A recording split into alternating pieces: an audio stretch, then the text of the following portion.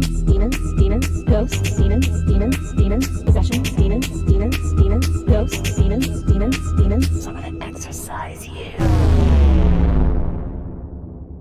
Hi. Hello. How are you? I'm stuffed.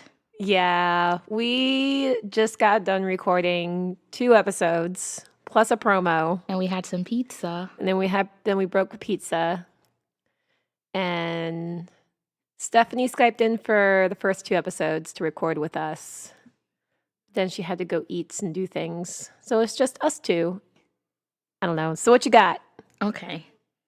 For my topic, I want to paint a picture for you. I love pictures. Okay. Feel free, close your eyes, imagine. Okay. I'm closing my eyes. Okay. Okay. For the sake of this, let's pretend you don't know what I'm talking about. What is my creature for today? Okay. In the depths of the forest, a creature emerges from behind a tree, beautiful in radiance and with a shining white coat of fur. This awe-inspiring creature trots briskly between the trees. One single horn protrudes from the center of its head, standing tall and proud. You try to chase after it, but give up after a short while, knowing that you'll never be able to overcome this prideful beast. Oh. The unicorn is too fast to be caught by man. So as you guessed it, Yep, my the unicorn. topic is unicorns. Nice. Is it a cryptid? Is it real? I think a unicorn makes more sense than a giraffe, but that's just me. I feel like a horse with a horn is a little bit easier to believe. Just a little bit. But giraffes you can actually physically see and feel and touch and feed. I fed giraffes before. They're awesome. I found out for the first time there's 2 different types of giraffes. Really? Yeah, with the spots and everything. I forgot their names, but one of them has like the splotchy brown spots that are like all like a mess, and the other one has it that looks like an actual like puzzle, like all intricate designs. Really? Yeah. Oh, that's weird. And they have them both at Disney's Animal Kingdom. Oh, note to Not self. sponsored. Note to self. Yes. Alrighty. Let's jump into the unicorn. So we do know is that a unicorn is a legendary creature that is known to possess magical abilities, though in modern day the creature is thought to be nothing more than a myth. Ancient cultures wrote of it as a real animal. In fact, it was included in many natural history books of the time. The most popular depictions of the unicorn are known by Greek and European accounts and mythology, though there are similar unicorn-like creatures that have been recorded throughout the world. There were many interpretations of the beast. Some saw it as an incarnation of purity and grace. Some believe that the horn of the beast had the power to provide cures for sickness and the ability to serve as an antidote for poison. Because of its supposed magical abilities, the unicorn and its horn was greatly sought after by anyone with means in the early ages. It was common for those of great wealth or nobility to attempt to procure a horn to protect themselves against attacks or to extend their lifespan in general. In fact, many quote-unquote horns were sold by traders who came from the north and the south. While these were not unicorn horns, they were either rhinoceros horns or narwhal horns. They sold for many times their weight and gold and proved to be very profitable industry. Sad. Yeah, that's really Very sad. sad. But I can definitely see the narwhal one because It's more like it really magical does. looking. It really does look like what you would think a a unicorn, unicorn would yeah. look like. Yeah, it's the unicorn of the ocean. It is. Oh. And that also goes with like the whole rhino. People think the horn. Some people Yeah. do believe that rhinos are unicorns. Okay, I can see that. Yeah. And they do still sadly get poached for their horns, Yeah. which don't do anything. It's just keratin. And that's what we have in our bodies. Yep. Yep, naturally. It's just sad. Pause. But as I stated before, there are many different depictions of unicorns throughout the world and across many cultures. But for this purpose, for this podcast today, I'm going to be mainly speaking about the Greek and European unicorn. And Okay. that's the one that we mostly picture in our minds today, like the regal horse with just the regular horn coming out of its head. I didn't realize that there were like different brands, not brands, but like Species of species of unicorn. kind of, yeah. It's like And like every culture has different animals and stuff that they picture differently, like mermaids for one. Like people think of it as different types of creatures. Yeah. I know in Africa, I mean, some people do believe the rhino is one. So that's like not a horse looking type creature. There's other ones. I'll go ahead and look up the names for it in a bit. Yeah, that's fine. Take your But time. yeah, there's one in Africa, there's one in India. The one in India was the main one that people first saw. Okay. But the one in the Greek and European unicorns are the main ones that we still have today that we would see, like in film and like in video games and everything like that. And I'll get into that as to why Okay. in just a moment. So the Greek and European unicorn, it captured the mind and hearts of many in the European culture, especially because of the unique properties it supposedly possessed and the connection that was later made to Christianity. The unicorn was often portrayed as a magical white horse or a goat-like creature with a long horn that rose from the center of its head. It was often thought to be a woodland creature that was difficult to capture and full of grace and majesty. We always think of them as real. Very regal. The unicorn was also thought to have cloven hooves and was known to possess powers that were invaluable for the time period. Among other things, the unicorn was thought to hold the cure to many sicknesses, the ability to purify water, and the antidote to poisons in its horn. Because it was so innocent and full of purity, it was commonly believed that only a virgin would be able to capture the creature. Okay. Yes.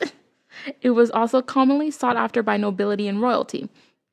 The first mention of the unicorn comes from the Greek writer, bear with me, I want to say Tasias. It starts with a C, but then it's followed by a T. I want to say Tasias. Okay. And they are mentioned in his work entitled Indica, meaning on India. He describes the unicorn as being a breed of wild ass that definitely let's all laugh at ass that was incredibly fast and light on its feet. Its defining feature, of course, was a horn that was about 28 inches in length that grew from the center of its head.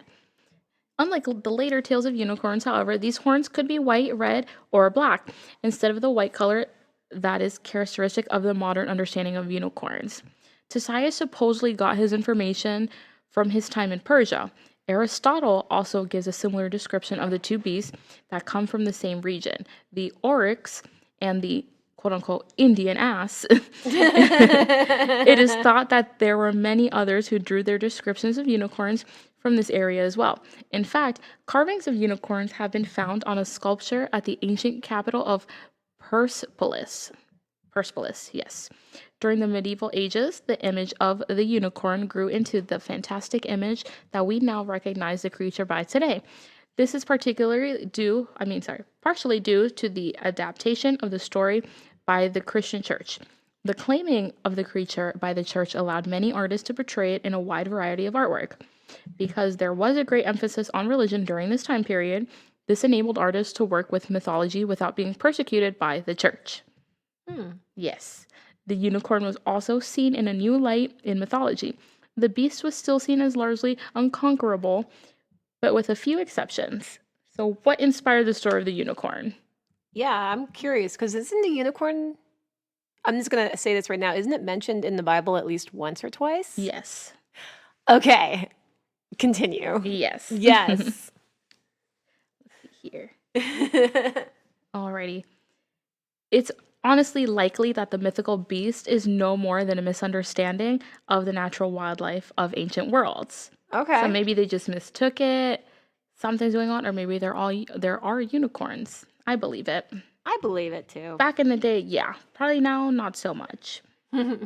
It's extremely likely that the beast was created by the European merchants and travelers who studied the drawings, statues, and paintings of the cultures they visited on their trading routes. While it's possible that there was indeed a horse-like or goat-like creature called the unicorn, it is doubtful the creature existed into modern day.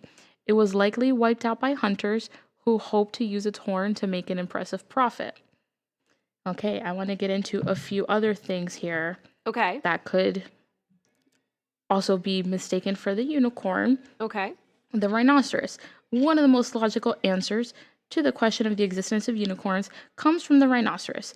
Many people point to the creature not only because of its characteristic single horn, but also because of the account of Marco Polo. In his writings, Marco Polo claims to have encountered a unicorn during his travels.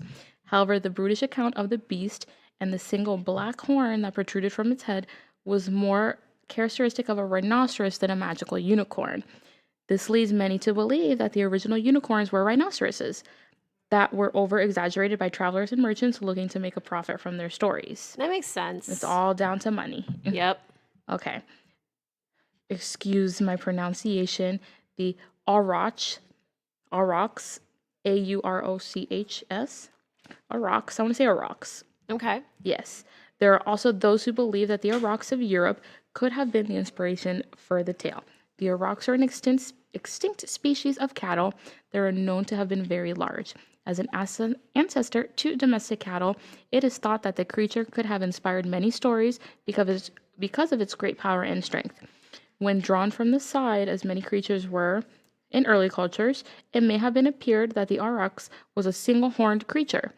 As many years passed by, it would have been possible for the early cultures to think that the images reference a strange and mythical creature, instead of like the front-on two horns that you would probably see. Yeah. Additionally, the established sightings in history could have explained why this unknown creature was recorded in natural history instead of mythology. Okay. And my last one here of the other animals, and you mentioned him earlier, the narwhal. One of the biggest perpetrators of the myth was likely the northern hunters and traders that decided to pass off narwhal horns as unicorn horns. These hunters knew that the European population had never seen a narwhal, and it wouldn't be able to tell the difference. In fact, there was often speculation as to what a unicorn horn could look like until the narwhal horn was introduced into trade. Previously, a unicorn horn could be long or short and many different colors. When narwhal horns were introduced into the trade, however, they set the standard for what was considered to be a proper horn. They passed all the tests that were in place to check for fake horns because they were made of the animal's real horn. So you can't really fake that. Additionally, their long length and spiral texture was quickly adopted as the norm for what a unicorn horn should look like, and was adopted into what now the modern day understanding of unicorns do look like. That makes So sense. you were right with the whole like it has that spiral. That's what we picture as well for the unicorn. I'm looking up pictures right now of narwhals, and they just look. They're beautiful. They're weird. It's crazy because they don't even look like they should even be. Also, like they shouldn't have the horn either because it's like right in the middle. It just looks like something that should be imaginary. Yes.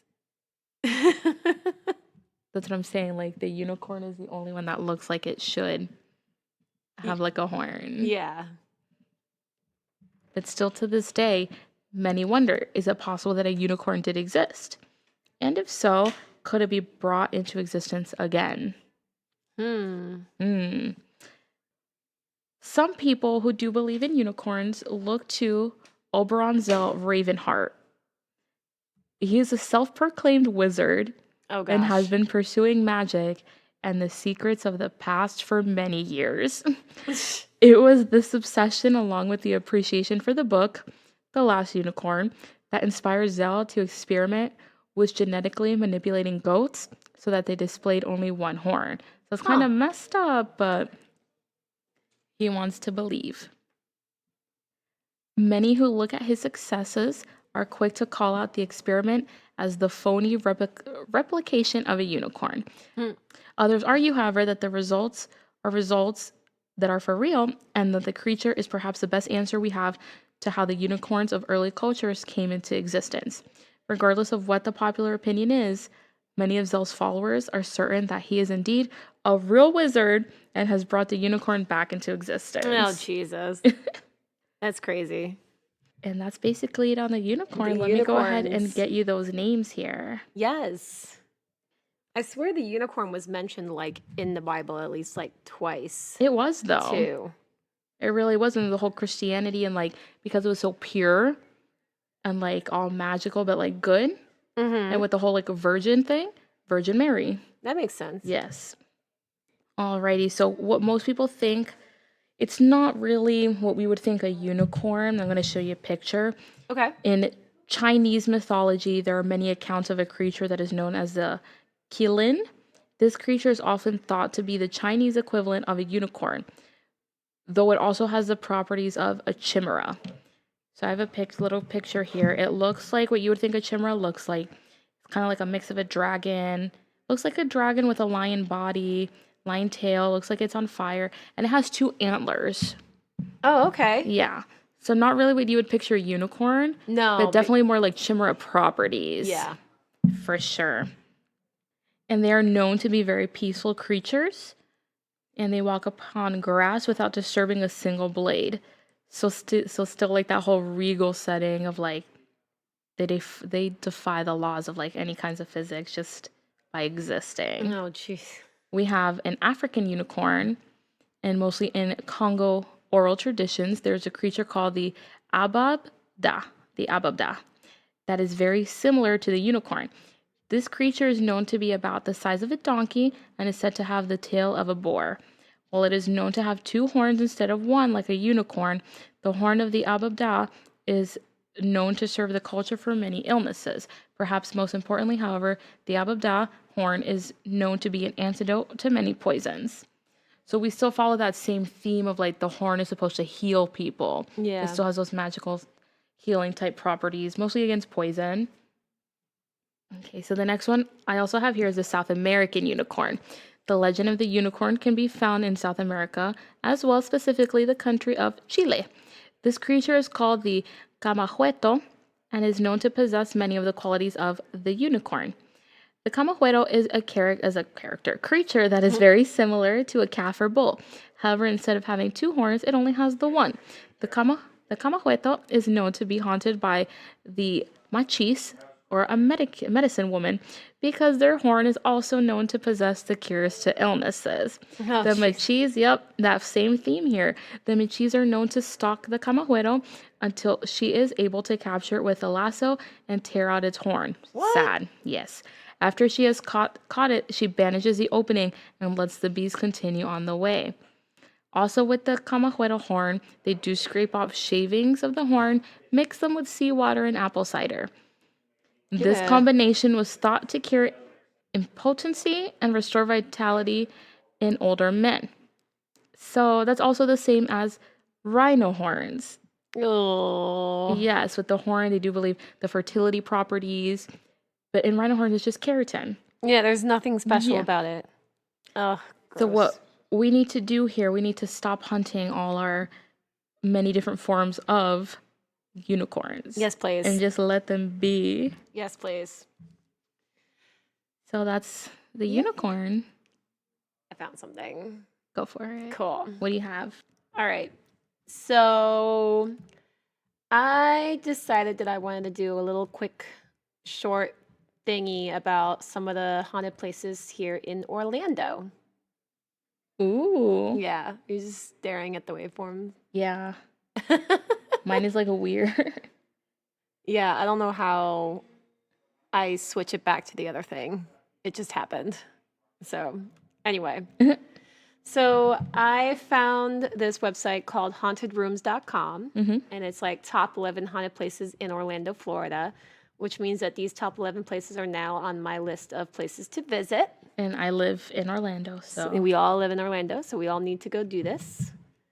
So, the first one, and some of these what I'll probably do is later on, I'll actually take some of these and maybe go like in depth later on. But the first one is Princeton Hospital. It was renamed Lakeside Hospital in 2000, but regardless of the name, it is known by the fact remains that this is one of the most haunted places in Orlando. The spooky psychiatric hospital is said to be haunted by the spirits and patients, doctors, and nurses who have not only been seen as apparitions, but also been known to move things around. There are a few sights more disturbing than an empty wheelchair being pushed down a corridor by unseen hands. How creepy would that be? You just a wheelchair just squeaking by. I want to know how fast it's going. It's slow, just like slowly Okay, yeah, so creeping down the hall. I was being a skeptic. I'm like, I wonder if somebody just pushed it. Boom. One frequently encountered spook is said to be a patient with hollow eyes who is often seen Ugh, staring at staff. no. There is some debate over whether he is sad or angry. If he has hollow eyes, like, how can you tell? That's why there's debate on it. The second and third floors of the hospital are said to be the hotspots for paranormal activity, while people reporting hearing unexplained knocking, disembodied moans and voices, lights turning on and off, and many other strange occurrences. So, number 10 is the Super 8 on International Drive. Ew. First and foremost, anything on iDrive is like, It's just haunted by itself. yeah. This cursed place. There's like nice parts of iDrive, and then there's like sketchy parts of iDrive. Like All how of there's it. nice parts of. There's no nice parts of OBT. What am I talking about? Their whole no. OBT is trash. Once you hit Ripley's Believe It or Not, you already start getting the weird vibe. Yeah, right? So for the Super 8, the idea of a creepy roadside motel may be a bit of a horror movie cliche, but it is certainly one that the Super 8 International Drive lives up to. In particular, room number 206 is said to be the stuff of nightmares. When you make your bed, there is a very strong possibility that soon after you will see the imprint of a human body appearing in the sheets, even though nobody has laid down on the bed since it was made. Various guests have claimed that they have been awoken to feeling somebody else in their bed besides them, and others say they are woken up in the bed, like when the bed starts to shake violently. The room is usually icy cold even when the air conditioning is turned off. It just seems to be impossible to heat. This is without a doubt the most haunted place in Orlando. If that's the case, we all need to go stay in room 206. Are we sure it's a ghost or just not a homeless man hanging out in the room? You know what? It might just be a homeless man living in the closet. It's Florida. Come on. It's Florida. It's Orlando. Florida man. Hamburger Mary's is on the list. It's haunted? Yeah. What? Hamburger Mary's Well, is haunted. it is downtown. It is downtown Orlando. A haunted burger joint is certainly an unusual one. But Hamburger Mary's Bar and Grill was not always an eating place. In the past, it was also a hardware store, so perhaps that is where the tales of the little girl in Victorian clothing originated. Staff claim that they often see a little girl in the restaurant and also skipping down the pavement outside. She is known to knock on doors and the walls off the property. So, I don't know if this restaurant is still a thing. Ceviche, Ceviche. Is it in Orlando? It's in downtown, I think. It's off a church. It's probably there. I don't know, but it's previously served as both a hotel and a church, and it's now considered to be one of the most haunted spots in the city. Visitors of the restaurant have been reporting spooky occurrences ever since the ceviche first opened for business, with the most of them reporting seeing a 19th century woman standing close to an antique mirror that hangs in the bar. Others say that they have experienced unseen hands pulling at their clothes, and there's also said to be a ghostly priest lingering here too. Let's see. Then there is the Rogers Building, number 7. Rogers Building is a one-time gentleman's club, which is named after Gordon Rogers. His wife was not too happy about her husband's choice of business. Gee, I wonder why. It seems that despite this failure to see eye to eye over the purpose of the building, Gordon and his wife both developed a bit of affection for this building, because neither one of them seemed to have left following their deaths.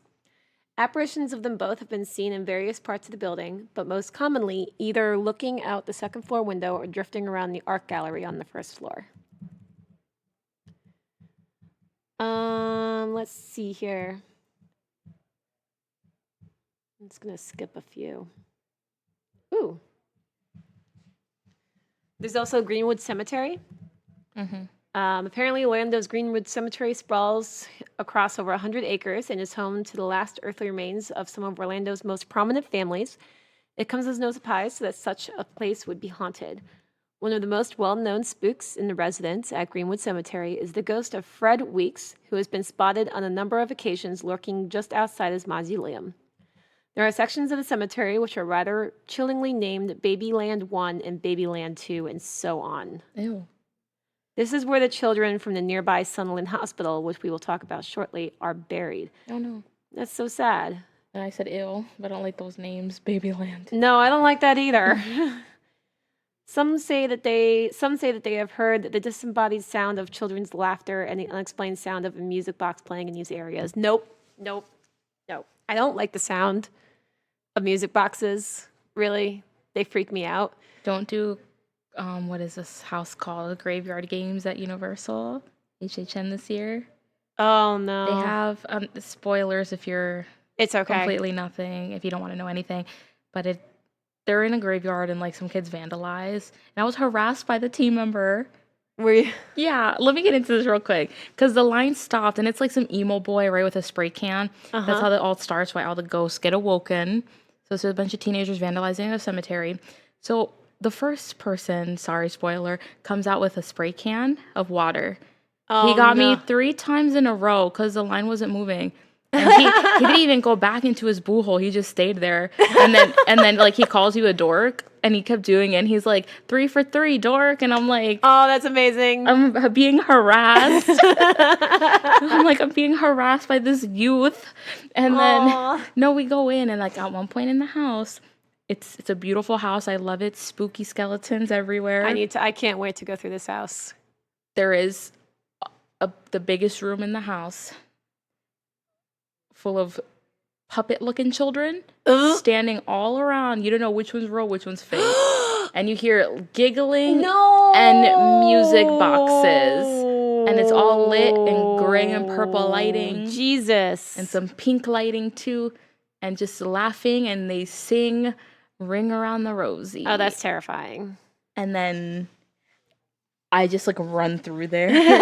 You don't even know which ones. I can't stand the ones where they have all those things like mannequins or whatever just standing there and you don't know which is real and which is not. You won't like this year because that's all they have. Oh my God. It's like every single house. Isn't that in the Us house too? They have like where all the that one makes sense. Where all the tethers were holding hands and you couldn't tell which one because I saw a walkthrough of the house. Yeah, where all the tethers were just like holding hands and you couldn't tell which one was which, and I was like, oh shit, that one's gonna freak me out when I go through it. Mm-hmm. Yeah, Kyle and I are gonna try and go again soon. It was nice. So let us know if you want to in-depth talk about the HHN houses this year. Yes. Oh my God, don't worry. When we finally go, we will have in-depth talks about that. So on to the next. Lake Lucerne is haunted. Lake Lucerne is in the middle of downtown. It's one of the major lakes that we have down there, and it has a really, really beautiful fountain in the middle of it. But apparently it's said to be haunted by a lady in white, a female spirit dressed all in white who appears by an old oak tree at the southern shore of the lake.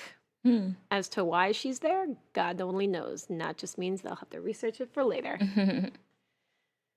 Then there's Sunderland Hospital in Orlando. It was initially built to serve as a tuberculosis hospital, but it was later repurposed as the Sunderland Training Center for mentally handicapped children. No.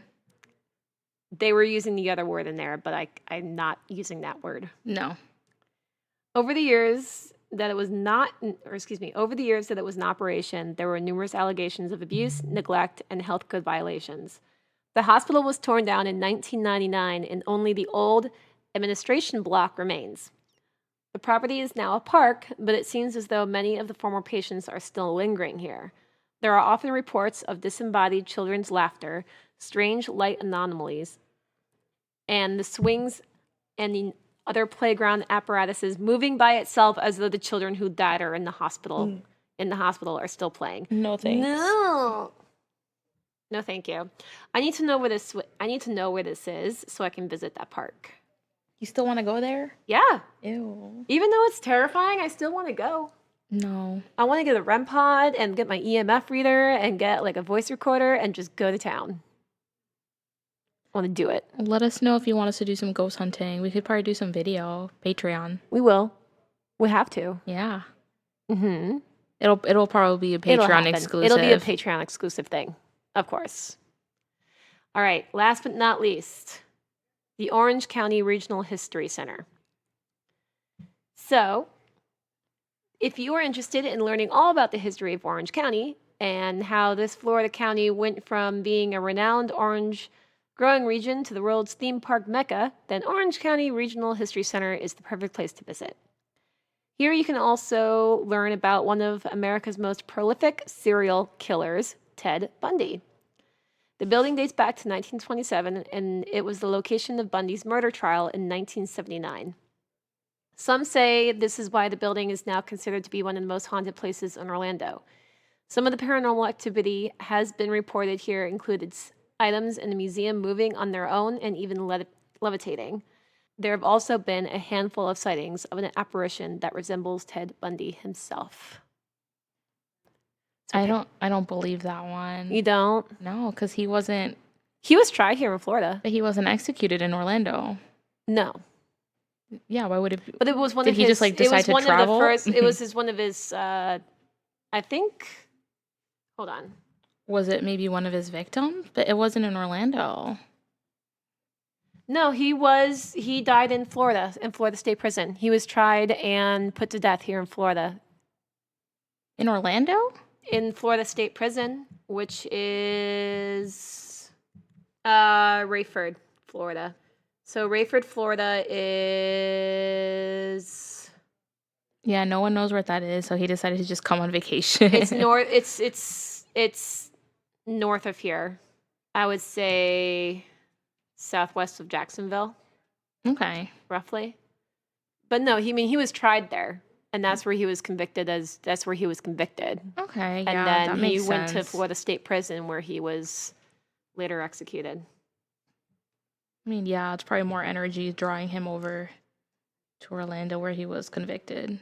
Mm-hmm. Well, I mean, it's spirits can also be. It's not just spirits don't have to linger where they die. They can also linger on places that had an impact on them. You're right. Or they could be connected to certain objects that have a connection to them. You're right. So, and sometimes spirits, I kind of like to say, sometimes they can be omnipresent in a sense, where like maybe like a part of the spirit is here and another part of the spirit is somewhere else. Yeah, I don't even know why I didn't even think about that. So, yeah, that's a little quick thing that I found about our lovely, lovely city. That's fun. Can you imagine us ghost hunting? We need to do it. Yes. Stephanie and I would be like all in it, and you'd be like, I'm gonna go cry. Please join our Patreon. We'll go ahead and post ghost hunting videos for you. When we actually do it. Yes. You know what makes me really sad? So when I was in Connecticut, I went to Newgate Prison. Mhm. And it's an old copper mine, and I've discussed it before on here, but it's an old copper mine that was used as a prison during the Civil War. Oh, And so a lot of death, a lot of craziness happened in there. And I asked one of the ladies, or one of the head people there, or whatever, about, if there's any ghost stories or anything. And unfortunately, they're not allowed to talk about any type of paranormal experiences. But she said that they were actually in the process of getting something together for paranormal groups to actually do investigations. ooh. And I was like, cool. I mean, I would like to get more information on this, just so maybe if there are any paranormal groups that do this, I can be like, hey, what did you find? Let me talk about it in my podcast.